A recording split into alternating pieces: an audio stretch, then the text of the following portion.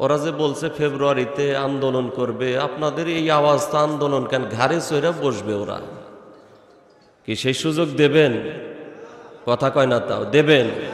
এই দেশে আর আওয়ামী লীগের জায়গা আছে? কথা বলেন আছে? আরো জোরে বলেন আছে? শেখ হাসিনা জীবিত থাকতে বাংলাদেশের মসনদে আর কোনোদিন বসতে পারবে না। ঠিকঠাক কয় মগার মতো। জোরে বলেন ঠিক কিনা? শেখ হাসিনার জীবদ্দশায় আর কোনোদিন বাংলাদেশের মসনদে বসতে দেওয়া হবে না। টাকলা মুরাদও বেঁচে থাকতে আর জীবনে ওরে চেয়ারে বসতে দেওয়া হবে না। আরো আস্তে কোন ঠিক? ভয় পান আপনারা? ভয় তো আমার করব, ঢাকা থেকে আসছি, আপনারা ভয় পান কেন? ইমানটা ঠিক করেন, ঠিক আছে ইনশাআল্লাহ। ভয় একজনের, তিনি কে? জোরে বলেন তিনি কে? আল্লাহ বলছেন ইয়া আইয়ুহাল্লাযীনা আমানুত্তাকুল্লাহ, এই ঈমানদারেরা আল্লাহরে ভয় কর, আওয়ামী লীগরে না। কথা ঠিক কিনা বলেন? এই জন্য ভয় করব কাকে? ওই আল্লাহর নামটা একটু জোরে সোরে নেওয়া যাবে? একটু মহব্বতে জোরে জিকির করেন, লা ইলাহা ইল্লাল্লাহ।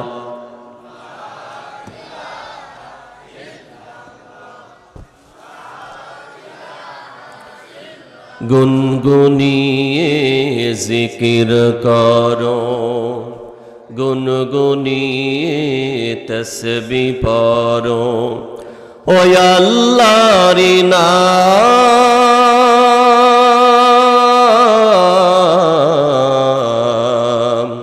যে আল্লাহর হাতে তোমার জীবন মরণ। জামালপুরবাসী, আমাদের জীবন মরণ কার হাতে?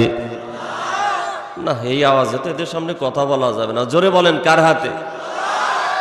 এই আমার কি বুড়া মনে হয়? কি মনে হয়?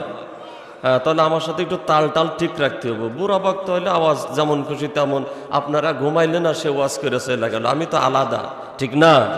চেহারাও তো একেবারে খুব খারাপ না নাকি?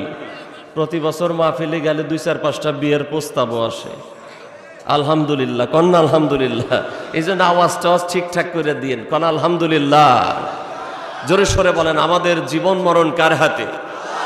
জামালপুরবাসী বীরের মতো গর্জন দিয়ে বলেন কার হাতে? জামালপুরবাসী ইমানটা সাফ করতে হবে, ক্লিয়ার করতে হবে। আওয়ামী লীগের হাতে কোনো মানুষের হায়াত মউত নাই, বিএনপির হাতেও, জাতীয় পার্টির হাতেও মানুষের হায়াত মউত নাই, বাংলাদেশ জামাত ইসলামীর কাছেও কোনো মানুষের হায়াত মউত নাই, হেফাজতের কাছেও নাই, সরমনের কাছেও নাই, পুলিশের কাছে নাই, আর্মির কাছে নাই, র্যাবের কাছে নাই, এনএসআইয়ের কাছে নাই, সিআইডির কাছে নাই, ডিএসবির কাছে নাই, পিবিআইয়ের কাছে নাই। কোনো ব্যক্তি, কোনো দল, কোনো প্রতিষ্ঠানের কাছে মানুষের হায়াত মউত নাই। মানুষের একচ্ছত্র হায়াত এবং মউতের মালিক যিনি, চিৎকার করে বলেন তিনি কে? আর একটু জোরে বলতে হবে তিনি কে? আল্লাহ রাব্বুল আলামিন কোরআনুল কারীমের সূরা মুলকের মধ্যে বলেছেন, আল্লাযী খালাকাল মাউতা ওয়াল হায়াতা লিয়াবলুয়াকুম আইয়ুকুম আহসানু আমালা। আল্লাহ রাব্বুল আলামিন বলেন আল্লাযী খালাকাল মাউতা ওয়াল হায়াতা, তিনি সেই সত্তা যিনি মৃত্যু এবং জীবন সৃষ্টি করেছেন। জামালপুরবাসী সবাই বলেন তো সেই সত্তার নামটা কি? শুধু সৃষ্টি করে ছেড়ে দেন নাই, আমার আল্লাহ রাব্বুল আলামিন বলেন লিকুল্লি উম্মাতিন আজাল ফাইযা জাআ আজালুহুম লা ইস্তাখিরুনা সাআতাও ওয়া লা ইস্তাকদিমুন। আল্লাহ রাব্বুল আলামিন বলেন আমি প্রত্যেকটা মানুষের জন্য সময় বেঁধে দিয়েছি, ফিক্সড করে দিয়েছি। 1 সেকেন্ড যদি থাকে, হাজারো প্রচেষ্টা করে দুনিয়া থেকে বিদায় করা যাবে না। আবার সময় যদি শেষ হয়ে যায়, হাজারো চেষ্টা করেও তাকে কেউ ধরে রাখতে পারবে না। কথা কার? আর একটু জোরে বলেন কথা কার? যতটুকু জানি তার মানি কতটুকু, ইলমে তো বড় খুব, আমলে যে খুকু। কথা ঠিক কিনা? যতটুকু জানি তার মানি কতটুকু, ইলমে তো বড় খুব, আমলে যে খুকু। বলেন মারহাবা। যদি কোনো উঁচু নাম উচ্চারণ করতে হয় সেই নামটা হবে কার? তাই কি নেন জোরে সরে, তার নাম নেন। সারাগালি বদনা ফুলের মতো পবিত্র কইতে কইতে গলা ফাটে, তারই আবার চা খান গিয়া, তাই না? অথচ এই শক্তি সামর্থ্য কে দিছেন বলেন? জোরে বলেন। আল্লাহ রাব্বুল আলামিন কুরআন আল কারীমের মধ্যে বলেছেন, আলাম নাজআল লাহু আইনাইন ওয়া লিসানান ওয়া শাফাতাইন। দেখার জন্য দুইটা চোখ আমি আল্লাহ তোমারে কি দেই নাই? এই জিহবা, এই ঠোঁটকি আমি আল্লাহ তোমারে দেই নাই। কে দিলেন?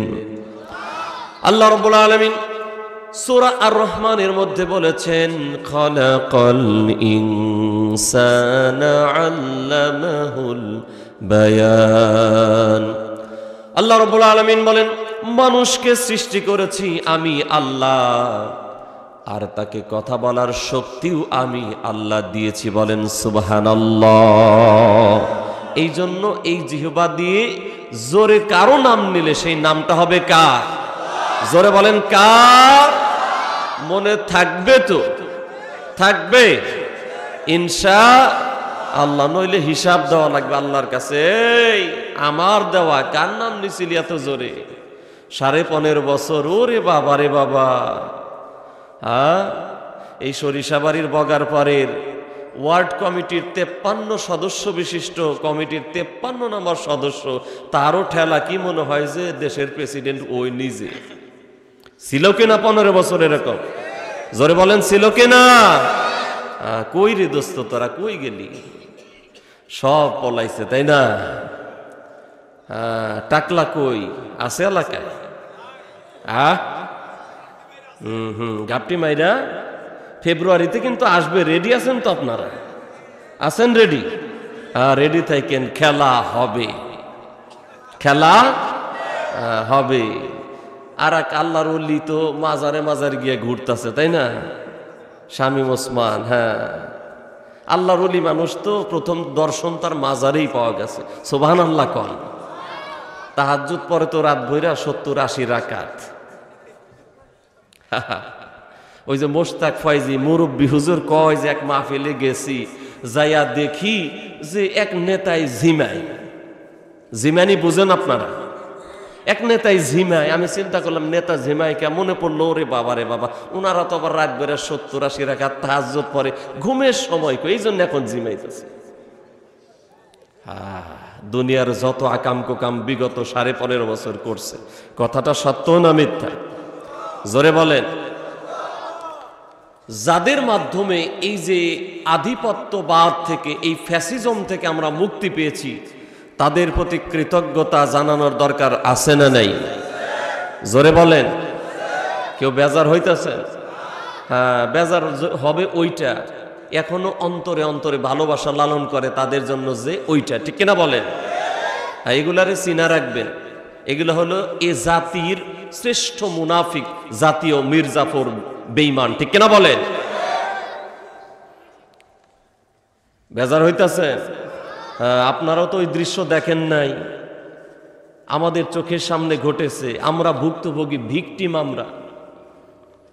আমাদের চোখের সামনে এই ঘটনাগুলো ঘটেছে। আমরা দেখেছি মানুষ মারার পরেও তাদেরকে জ্বালিয়ে পুড়িয়ে ছারখার করা, আমাদের চোখের সামনে এগুলা। যাদের এই ত্যাগের বিনিময়ে এই স্বাধীনতা পেয়েছি, আল্লাহ তাদেরকে দুনিয়া এবং আখিরাতে উত্তম কামিয়াবি দান করো, বলেন আমিন।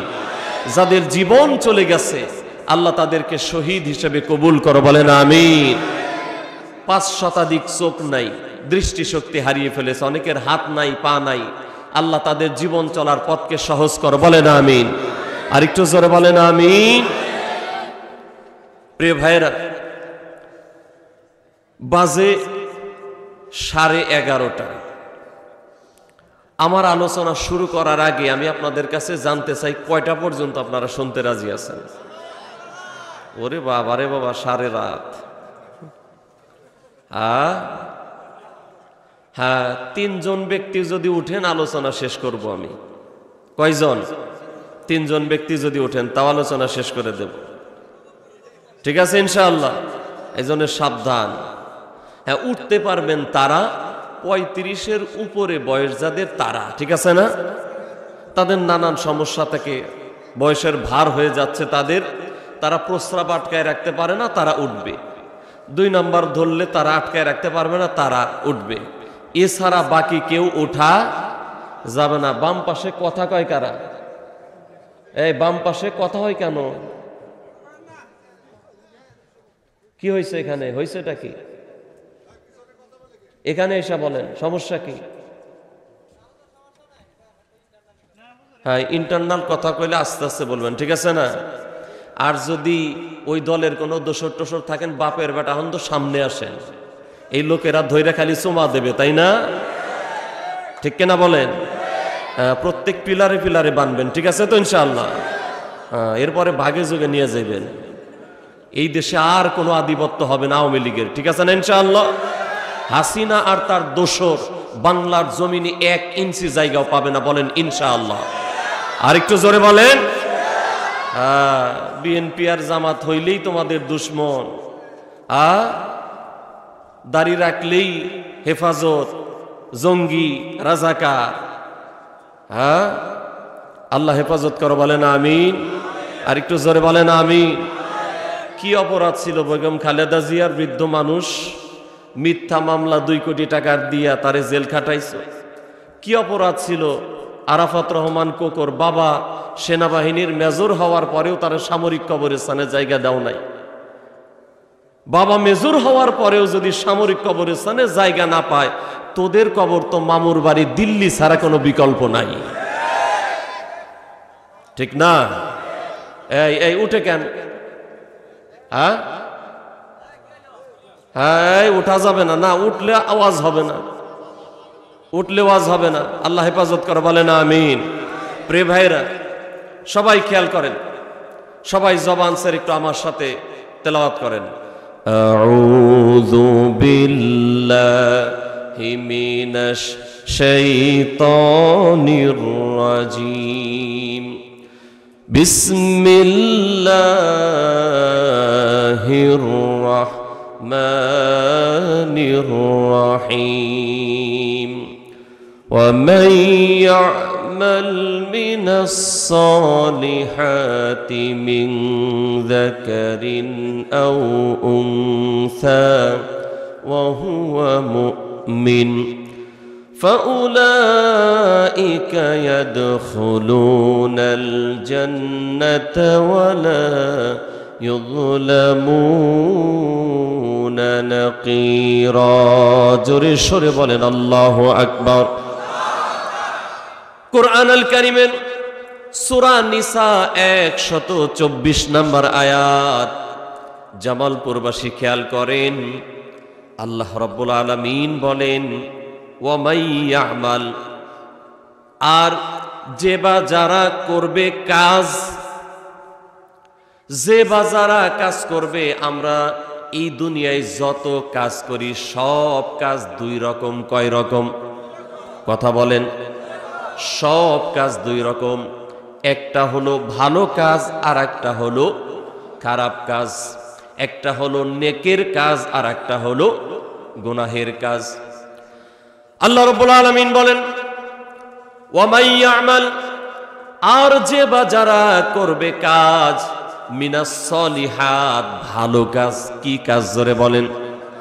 আল্লাহ রাব্বুল আলামিন বলেন যে বা যারা ভালো কাজ করবে, নেক কাজ করবে, মিন যাকারিন আও উনসা, হোক সে নারী অথবা পুরুষ।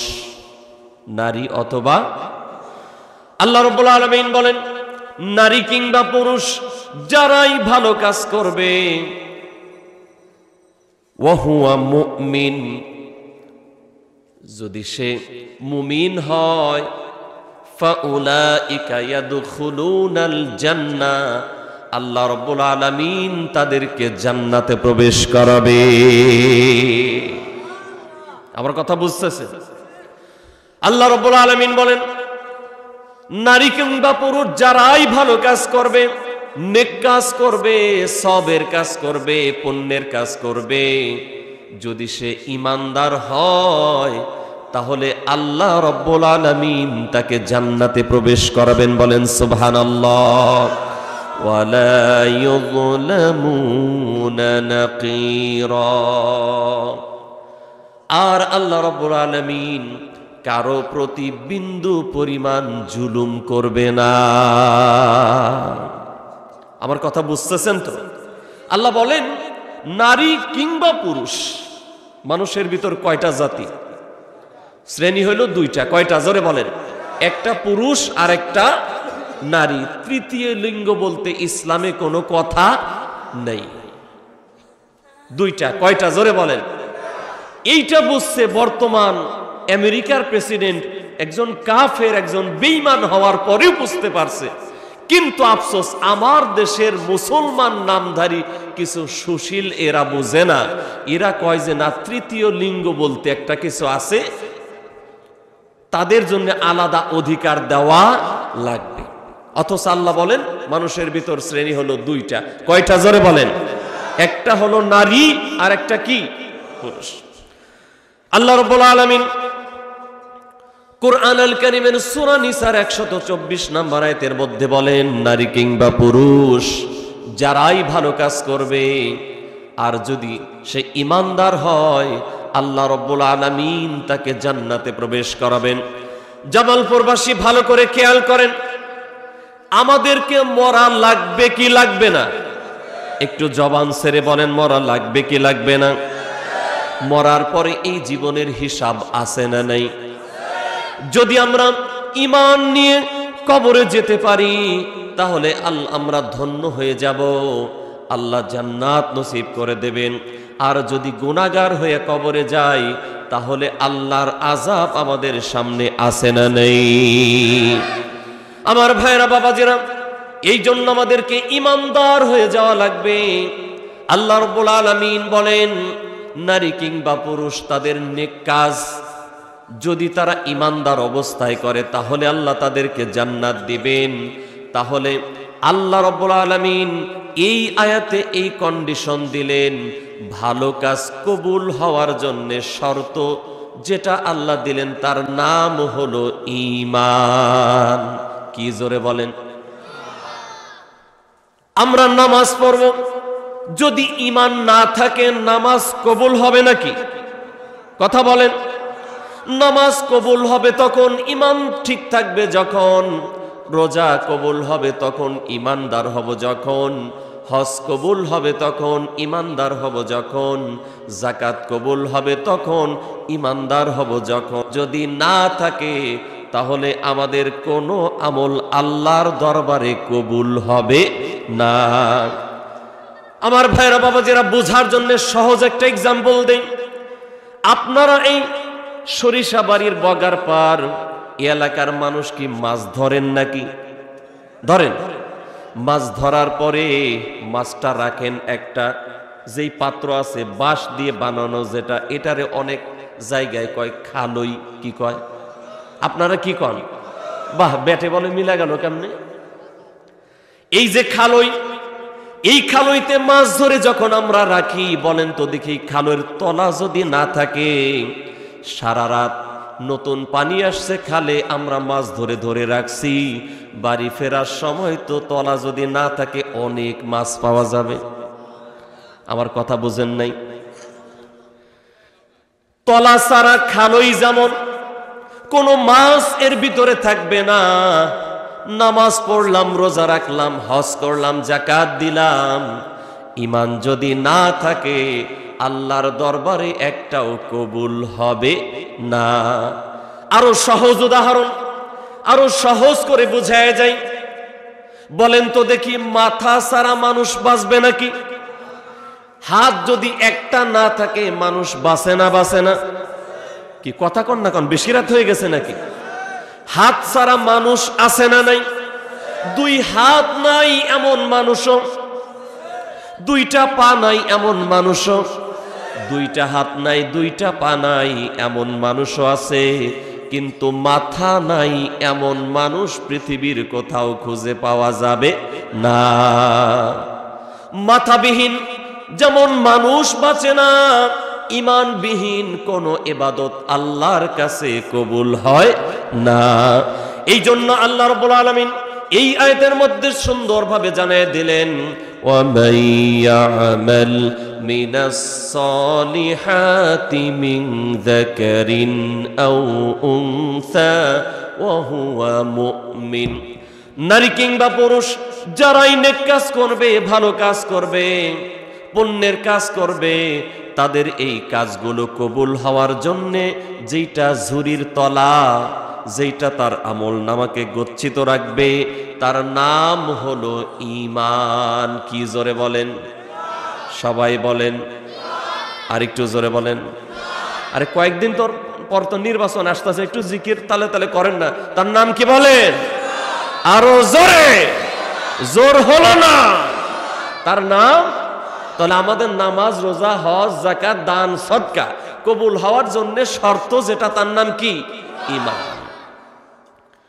এবার জামালপুরবাসী খেয়াল করেন, ভালো করে খেয়াল করেন, আমল কবুল হওয়ার জন্য শর্ত হলো ঈমান।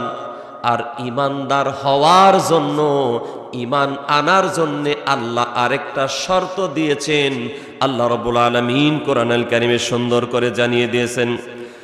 আল্লাহ রাব্বুল আলামিন কোরআনুল কারীমের সূরা বাকারা 256 নম্বর আয়াতের মধ্যে স্পষ্ট ভাষায় জানিয়ে দিয়েছেন, শোনো, ফামান ইয়াকফুর বিত-তাগুতি ওয়া ইউমিন বিল্লাহ।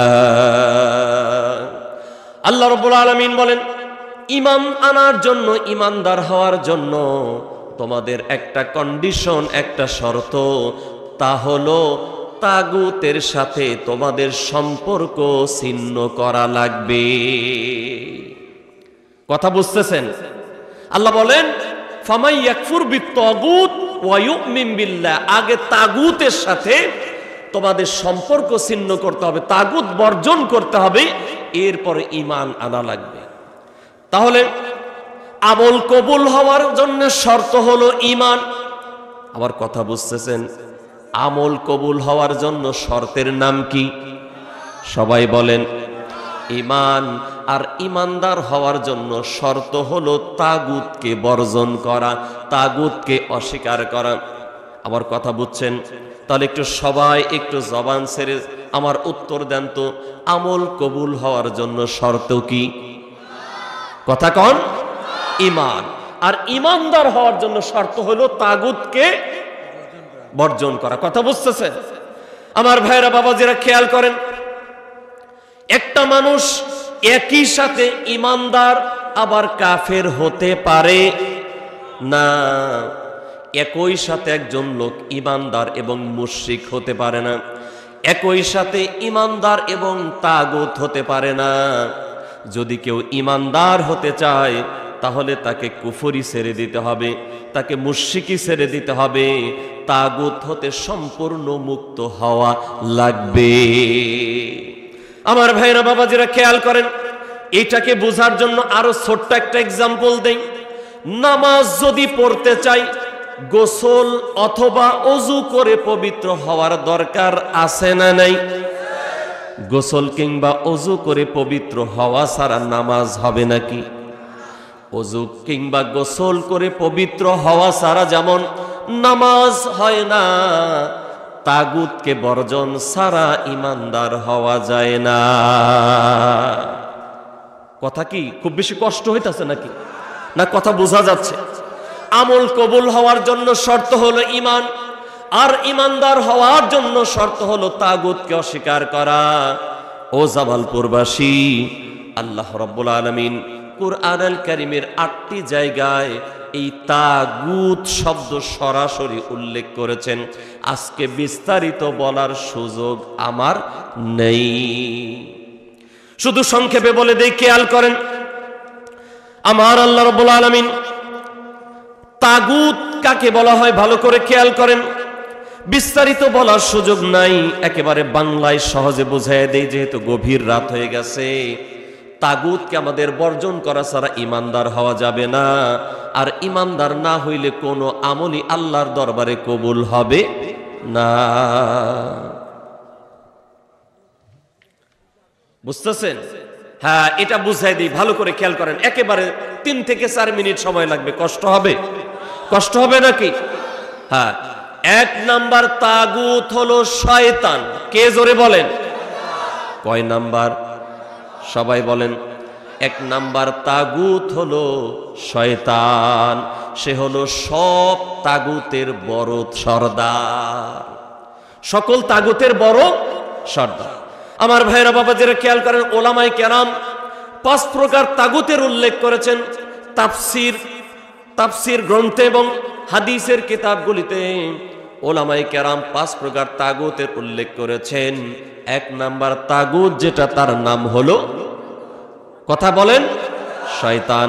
2 নাম্বার তাগুত হলো তারা যে বা যারা বলে আমি গায়েবের খবর জানি। এরকম কিছু লোক আছে না নেই? বিশেষ করে কিছু ভণ্ড পীর, ভণ্ড। অথচ আল্লাহ রাব্বুল আলামিন বলেন, লা ইয়ালামুল গায়বা ইল্লাল্লাহ, আল্লাহ ছাড়া আর কেউ গায়েব জানে না। তাহলে 1 নাম্বার তাগুত হলো শয়তান। 2 নাম্বার তাগুত হলো তারা যারা বলে আমরা গায়েবের খবর জানি। গায়েব জানেন একমাত্র কেবলমাত্র কে? আরো জোরে বলেন, সবাই বলেন। তাহলে 1 নাম্বার তাগুত হলো শয়তান। 2 নাম্বার তাগুত তারা যারা বলে আমরা গায়েবের খবর জানি। 3 নাম্বার তাগুত হলো তারা যে আল্লাহর বিধান অনুযায়ী বিচার ফায়সালা করে না। ভালো করে খেয়াল করেন, 3 নাম্বার তাগুত হলো তারা যারা আল্লাহর বিধান অনুযায়ী বিচার ফায়সালা করে না। মানব রচিত বিধানে বিচার ফায়সালা করাকে আল্লাহর আইনের সমপর্যায়ের মনে করে, কিংবা কোন কোন ক্ষেত্রে আল্লাহর বিধানের চাইতে মনে করে মানব রচিত বিধানটাই শ্রেষ্ঠ। নাউজুবিল্লাহ।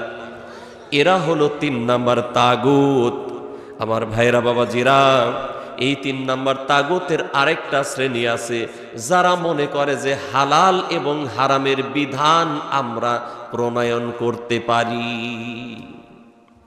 আমার ভাইরা বাবাজিরা, এরকম একটা তাগুতের নাম হলো শেখ হাসিনা। আর আসতে বলেন, এই কালকে এই যে 12টা পার হয়ে গেছে না? ও 10 মিনিট এখনো আছে, মানে পার হইলেই কিন্তু ফেব্রুয়ারিতে আসতেছে, জানেন তো? এই জন্য ঠিক জোরে কইেন না, আরো আস্তে করে বলেন ঠিক। উল্টা চলেন দেখি এখনো আপনারা। আমি এই কথা কেন বললাম? আমি কারো বিরুদ্ধে বলছি না, আমি যারা তাগুত তাদেরকে বলছি। আমার ভাইরা বাবাজিরা, বলেন তো দেখি মুসলমানদের জাতির পিতাকে?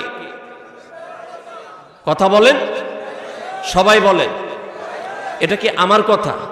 মসজিদের ইমাম সাহেবের কথা? কথা কার?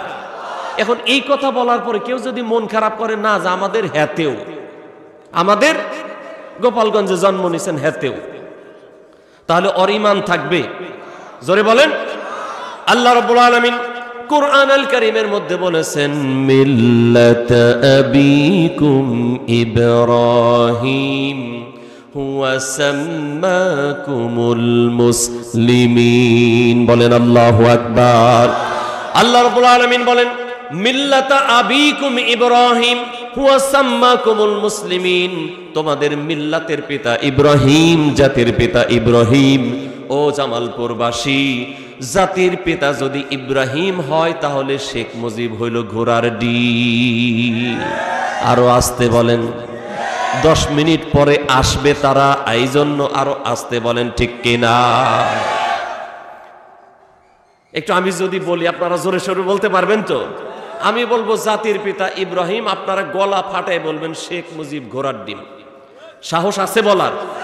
হ্যাঁ, কোন কোন বাপের বেটা বলতে পারবেন একটু হাত দেখি তো? মাশাআল্লাহ। ওই যে হাত তোলেন না কেন? ওই দল পছন্দ নাকি এখনো? হ্যাঁ, এত মানুষ মারার পরে 50,000 আহত করার পরে এখনো ভালোবাসা রাখা যাবে না তাদের প্রতি? ওরা তো খুনিদের দল। কথা বলেন। ওরা হলো খুনি, ওরা হলো সন্ত্রাসী, ওরা হলো চাঁদাবাজ, ওরা হলো ধর্ষক, ওরা হলো টাকা পাচারকারী, ওরা দেশের দুশমন, ওরা মানবতার দুশমন, ওরা ইসলামের দুশমন, ওরা আলেম ওলামাদের দুশমন। কথা বলেন ঠিক কিনা? সুতরাং ওদের প্রতি কোনো ভালোবাসা দেখানো যাবে? দেখানো যাবে? যাবে না। যেই ভালোবাসা দেখে বড় একটু মার্ক করে রাখবেন। এই 5ই আগস্টের পরে ওই গুহা থেকে ফেসবুকে পোস্ট করবা মিষ্টির দোকান আবার খালি হবে, স্বপ্ন দেখো খালি, বাস্তবে আর হবে না, ঠিক না? হ্যাঁ, আমরা দুই একটা মঞ্চে জামাত আর বিএনপি যতই কাদা চোরাচুরি হোক, কিন্তু আওয়ামী লীগ আসলে ওরে পিটানোর বেলায় আর ছাড় নাই, ঠিক না বলে? তখন হাতে হাত কাঁধে কাঁধ, এদেশে আওয়ামী লীগের কোনো জায়গা আর হবে না। টাকলা মুরাদ এই সরিষাবাড়িতে ঢুকতে হলে জামালপুরবাসীরে বইলা আসা লাগবে, ঠিক কিনা বলেন? এখন দেখেন ওরে তো মারতে মানুষও লাগে না, ফ্যান একাই গাড়ির উপরে সুইটা পড়ে, কি ঠিক কিনা? ফ্যান দুনিয়ার আর জায়গা পায় নাই, ওর ঘরে গিয়েই পড়ছে। সুবহানাল্লাহ কোন না? হ্যাঁ, আমার ভাইরা বাবাজিরা খেয়াল করেন, আল্লাহ রাব্বুল আলামিন মুসলমানদের জাতির পিতা বানিয়েছেন ইব্রাহিম আলাইহিস সালামকে, কিন্তু এই স্বৈরাচার, এই খুনিদের দোসর, তারা আল্লাহর কোরআনের বিরুদ্ধে গিয়া এই জাতির উপরে চাপিয়ে দিয়েছিল শেখ মুজিবকে। কথা ঠিক কিনা? জামালপুরবাসী জবান ছেড়ে উত্তর দিতে হবে। আল্লাহর কোরআনের বিরুদ্ধে, রাসূলুল্লাহর আদর্শের বিরুদ্ধে যদি কেউ যায়, তার অপমান লাঞ্ছনা আছে না নাই? আরো আসতে বলেন, আছে না নাই? প্রমাণ আল্লাহ দিছে কি দিছে না? 5 তারিখ, কয় তারিখ? 5 তারিখ একদিনে এদেশের ছাত্র জনতা গলায় রশি লাগাইয়া যাদেরকে 4,000 কোটি টাকা প্রতি বছর বাজেট করে মূর্তি বানানো হয়েছিল বাবাজানের, তাদের এই দেশের ছাত্র জনতা রশি লাগাইয়া টানে আর কয় কল্লা ধইরা মারো টান শেখ মুজিব খান খান। হইছে কিনা বলে? এইটা কেন হইল? জামালপুরবাসী আল্লাহর কোরআনের বিরুদ্ধে, রাসূলুল্লাহর আদর্শের বিরুদ্ধে, ইসলামের বিরুদ্ধে যাবে যারা, যুগে যুগে লাঞ্ছিত হবে তারা। ইসলামের বিরুদ্ধে গিয়েছিল ফেরাউন ইসলামের বিরুদ্ধে গিয়েছিল। আল্লাহ মারার জন্য শক্তিশালী বাহিনী ব্যবহার করে নাই, পানির মধ্যে ইঁদুরের মতো চোবাইয়া জাহান্নামে পাঠাইছে, ঠিক কিনা? নমরুদ ইসলামের বিরুদ্ধে অবস্থান নিয়েছিল, আল্লাহ বড় কোনো বাহিনী ব্যবহার করেন নাই, সামান্য মশা, তাও আবার পরিপূর্ণ সুস্থ না, কমপ্লিট না, আনকমপ্লিট ল্যাংরা মশা ভিতরে ঢুকাইয়া জুতার বাড়ি দিয়া দুনিয়া থেকে বিদায় করেছেন যিনি, সবাই বলেন তো তিনি কি? মুসলমানদের জাতির পিতা ইব্রাহিম, এটা আল্লাহ আমাদেরকে শিখিয়েছেন, কোরআনে বলে দিয়েছেন। সেইটাকে বাদ দিয়া জাতির ঘাড়ের উপরে চাপিয়েছিল একজন হুক্কা খাওয়ার নেতারে। বানিয়ে বললাম, হুক্কা খাইতো কিনা? যদি এই হুক্কাটা একটু স্ট্যান্ডার্ড ছিল, ওই যে গোল মাথায় কি জানি আছে রে ভাই, ঠিক না? এই হুক্কা খাওয়া নেতারে জাতির পিতা বানায় ঘাড়ে চাপিয়ে দিছে। আল্লাহ এমন লাঞ্ছনা করছে, এমন গঞ্জনা দিছে, অপমান করছে। ছোট্ট ছোট্ট পোলাপানে রশি ধইরা টানে আর কয় কল্লা ধইরা মারো টান শেখ মুজিব খান খান। শুধু তাই না, অনেক পোলাপান আবার ঘাড়ে ওইটা সেন্টা কইলা, কি হয়েছে কিনা? হয়েছে কিনা বলে? হ্যাঁ, আবার কিছু কিছু পোলাপান কি করছে দেখছেন, ওই যে মূর্তি বানায় দিছিল না জায়গায় জায়গায়, পোলাপানের টিকটক বানায় ধইরা নিয়ে পানির ভিতরে সুবানি দেয় আর কয় দাদারে একটু ডুবাইতেছি। কন্যা সুবহানাল্লাহ, আরো জোরে বলেন সুবহানাল্লাহ। এইখান থেকে আমাদেরকে শিক্ষা নিতে হবে। আল্লাহর কোরআনের বিরুদ্ধে, রাসূলুল্লাহর আদর্শের বিরুদ্ধে, ইসলামের বিরুদ্ধে, আলেম ওলামাদের বিরুদ্ধে কোন জালেম পৃথিবীতে টিকতে পারে নাই। আওয়ামী লীগ টিকতে পারে নাই, এই জমিনে আর কেউ ইসলামের বিরুদ্ধে টিকতে পারবে না। আরো যারা বলেন ঠিক কেন? এখনো যদি শিক্ষা না হয়, নইলে প্রস্তুত থাকো আরো ভয়ঙ্কর পরিস্থিতির জন্য, ঠিক কিনা বলেন? আল্লাহ আমাদেরকে বোঝার তৌফিক দান করো, বলেন আমিন। আমার ভাইরা বাবাজিরা, তাহলে এটা হলো 3 নাম্বার তাগুত, যারা হালাল হারামকে নিজের জন্য বৈধ করে নাই। 4 নাম্বার তাগুত তারা যার ইবাদত করলে সে সন্তুষ্ট হয়। 5 নাম্বার তাগুত হলো তারা যে মানুষদেরকে নিজের ইবাদতের দিকে আহ্বান করে, এরা হলো 5 নাম্বার তাগুত।